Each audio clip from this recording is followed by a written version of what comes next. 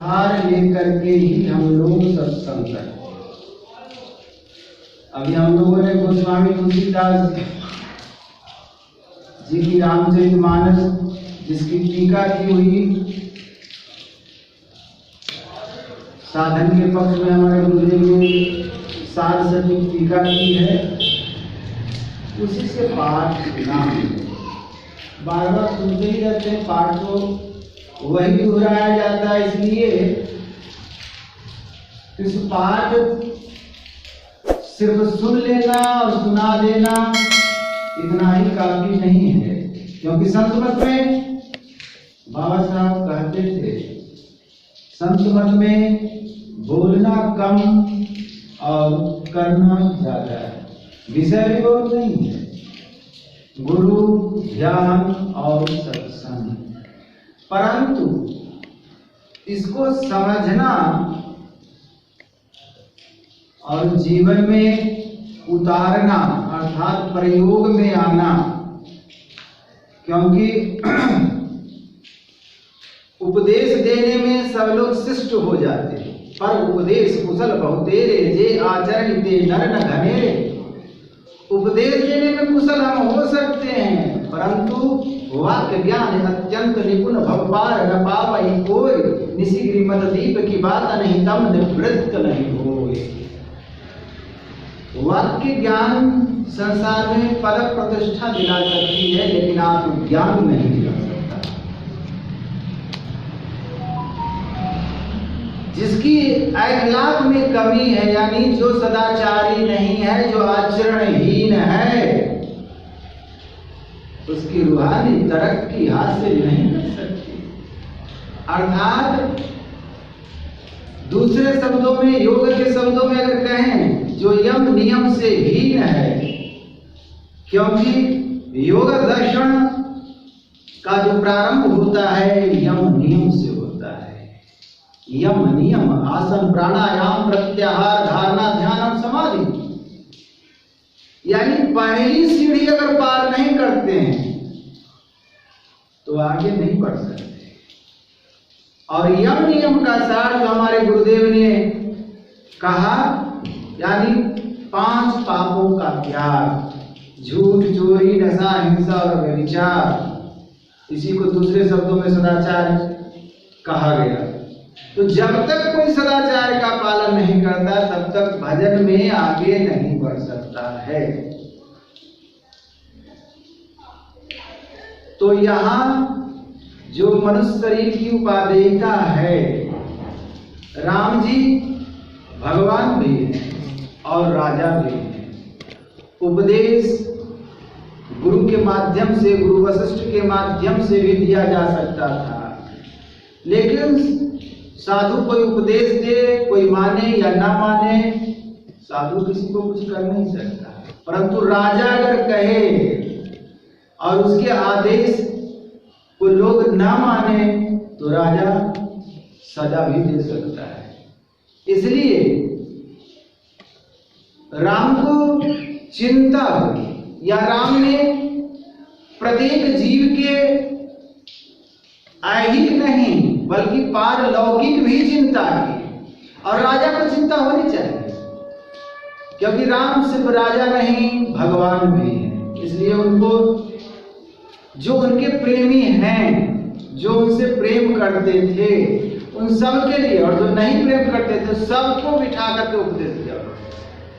गुरुजन पुरजन प्रजाजन सबको बुलाए, और सबको बुलाने के बाद राम को चिंता हुई होगी कि लोग सिर्फ हमारे इस दिव्य स्वरूप को देख करके, हमारे तेज को देख करके यही न माने कि बस यही भगवान है। क्योंकि यह जो रूप है, यह मेरा सगुण रूप है। दूसरे शब्दों में कहें तो यह मेरा मायोपाधिक रूप है। इससे पूर्ण कल्याण नहीं होता।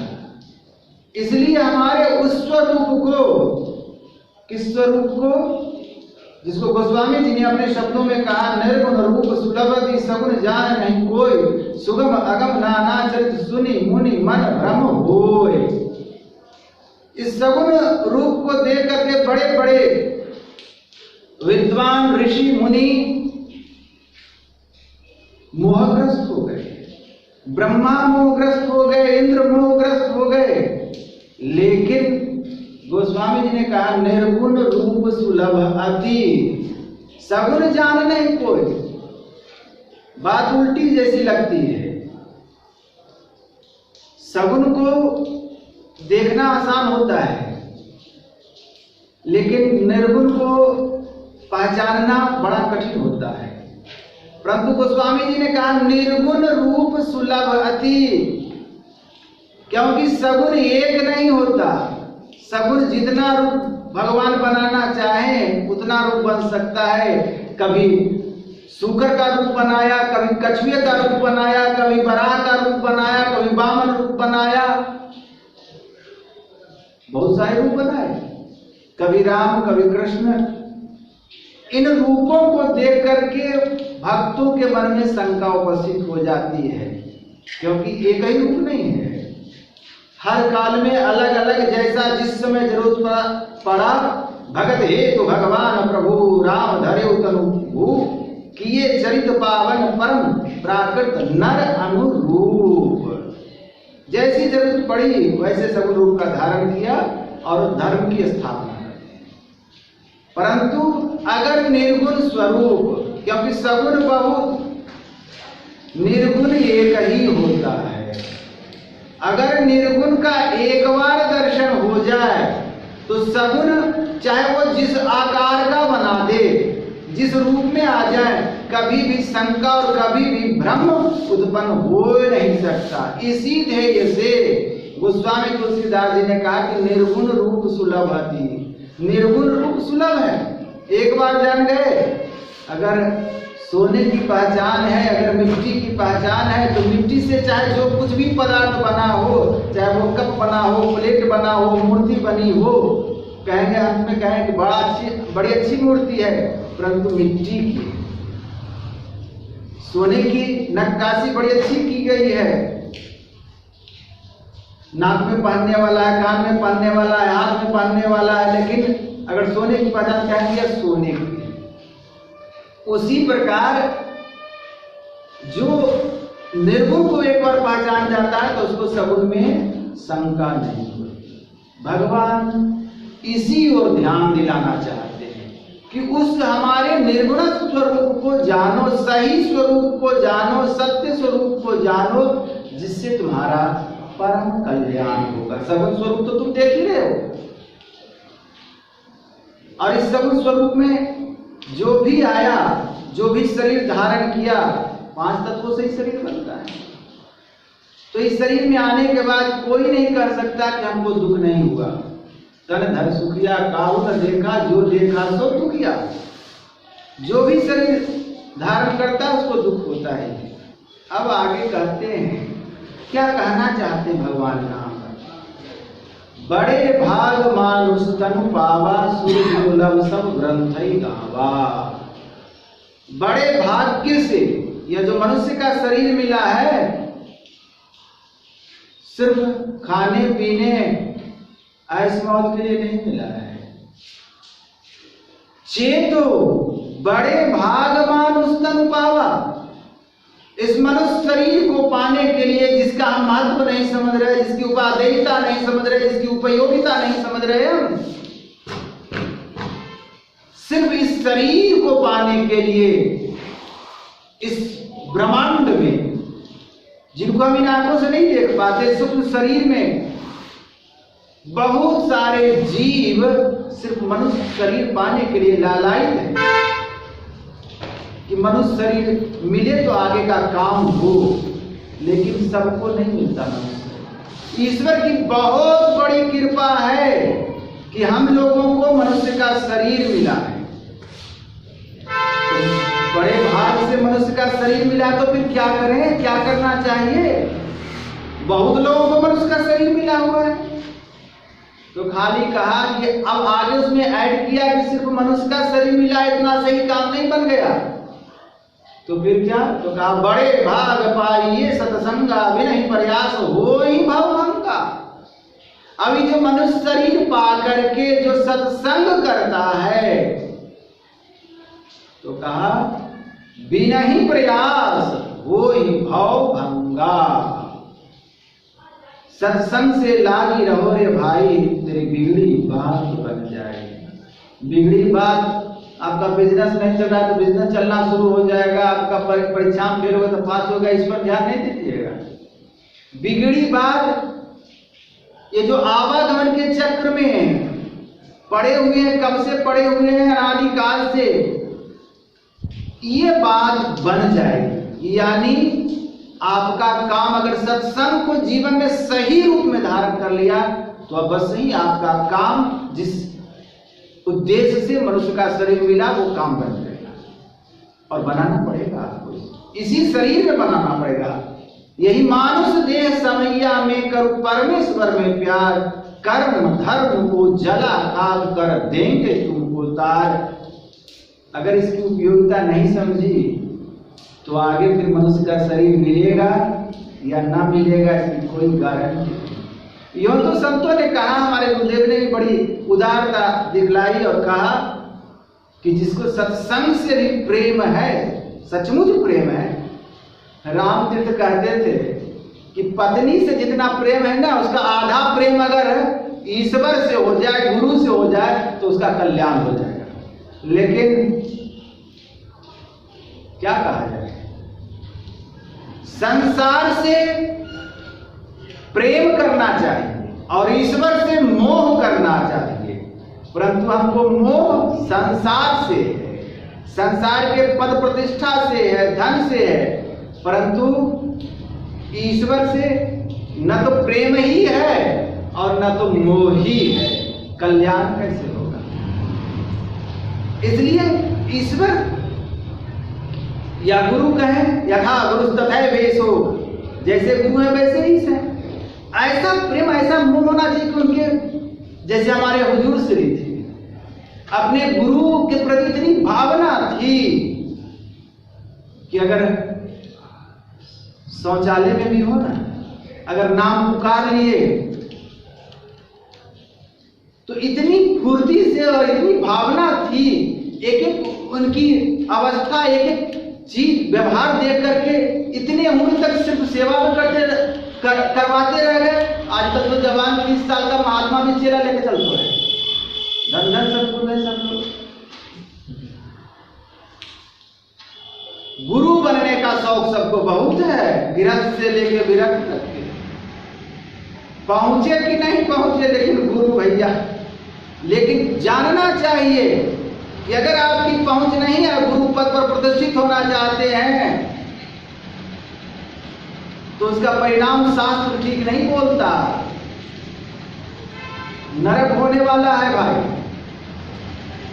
जो अधिकारी है, अपना अधिकार तो हम खुद जानते हैं कि हम कितना पहुंचे हुए हैं। भले हमको कोई कुछ कह दे कि आप संत हो गए, लेकिन हम जानते हैं कि हमारी पहुंच कहां तक है। दूसरे के कहने से हम ऊपर नहीं उड़ जाएंगे, इसलिए ख्याल रखना है। अब इस मनुष्य शरीर में साधन धाम मोक्ष करी द्वारा, पाई न जही पर लोक समारा। राम जी कह रहे हैं कि मनुष्य शरीर कैसा अद्भुत है। गुरु नानक देव जी कहते हैं, इस गुफा मैयापुत्र भंडारा अभी अलग अपारा। ये ऐसा गुफा है, इसमें अकुट भंडार है। विवेकानंद स्वामी ने कहा ना, मनुष्य का मस्तिष्क अनंत ज्ञान का भंडार और अछोर पुस्तकालय है। जो कुछ भी संसार में बना हुआ है, लोग चाहे वो रामतीर्थ हुए, विवेकानंद हुए, चाहे बड़े बड़े इंजीनियर हुए, बड़े बड़े विद्वान हुए, इस मस्तिष्क का कमाल है। मस्तिष्क का जिन्होंने प्रयोग किया, उतना बड़ा विद्वान, उतना बड़ा व्यक्ति बना हुआ है। संसार की ओर बढ़ा तो संसार में बड़ा व्यक्ति बना हुआ, अध्यात्म की ओर इस मस्तिष्क का प्रयोग किया तो उस ओर बड़ा बना हुआ है। यह ऐसा शरीर है, अद्भुत शरीर है। इस शरीर को पाकर के आप विषय भोग कर सकते हैं। ईंटा रखा है, इसको पखाना बनाने में भी लगा सकते हैं और मंदिर बनाने में भी लगा सकते हैं, वो तो आपका प्रयोग है। ठीक इसी प्रकार यह मनुष्य शरीर बहुत उत्तम है, परंतु इस शरीर का उपयोग विषय भोग में भी लगा सकते हैं और ईश्वर प्राप्ति में भी लगा सकते हैं। यह शरीर, गुरुदेव बड़ा अच्छा कहते थे। किसी ने गुरुदेव से कहा, आपका शरीर तो शिवालय है, आपका शरीर तो ठाकुरबाड़ी है। क्यों कहा? कोई साधारण व्यक्ति नहीं कहा। इसलिए कहा कि जो उपयोगिता मनुष्य शरीर की होनी चाहिए, बिंदुनाद महालिंगम शिव शक्ति निकेतनम देहम शिवालयम प्रोक्तम सिद्धम सर्वदेहिनाम, बिंदुनाद महालिंगम विष्णु लक्ष्मी निकेतनम देहम विष्णुवालयम प्रोक्तम सिद्धम सर्वदेहिनाम। यह शरीर शिवालय है, शिवालय। वो शिवालय मनुष्य का बनाया हुआ है, लेकिन इस शरीर का निर्माता कौन है? ईश्वर है। हम उसमें झुकते हैं, लेकिन यहां जो बोलने वाला है, हृदय देश में बैठा हुआ हमारा जो भगवान है, ईश्वर है, इसकी ओर कभी ख्याल नहीं किया हमने कि हमारा ईश्वर भी क्या चाहता है। कभी आत्मनिरीक्षण नहीं किया हमने। राम इसी का उद्बोधन करना चाहते हैं कि तुम अपने आप को पहचानो, तुम्हारे अंदर जो ईश्वर बैठा है उसको जानो, तुम्हारा जो निर्गुण स्वरूप है, तुम्हारा जो आत्म स्वरूप है, उसको जानने की चेष्टा करो। इसी के लिए मनुष्य का शरीर है, और यह सिर्फ बात बनाने से नहीं हो जाएगा, यह तो साधन करने से होगा, ईश्वर भक्ति करने से होगा, ईश्वर चलने से होगा। और चलना तुम्हारे बदले कोई दूसरा नहीं चलेगा। ये कोई पाठ नहीं करवाना है कि पंडित जी को बुलाए, दक्षिणा दीजिए, हमारे पास कर दो और संकल्प कर लो, ऐसा नहीं होगा। ये खुद ही करना होगा। इस जीवन में कीजिए, 1000 जीवन के बाद कीजिए, चलना खुद ही पड़ेगा। और हम जब तक चलेंगे नहीं तब तक प्राप्त नहीं करेंगे। इसलिए राम जी ने कहा कि आप, यह मनुष्य शरीर साधनों का धाम, मोक्ष का द्वार है।